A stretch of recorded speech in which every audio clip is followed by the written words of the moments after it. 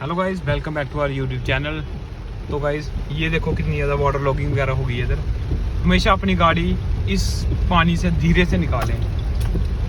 देखो गाइस कितना पानी है, ये कहीं ना कहीं आपकी गाड़ी को इफेक्ट कर सकती है। वो देखो आगे वाली गाड़ी कैसे जा रही है।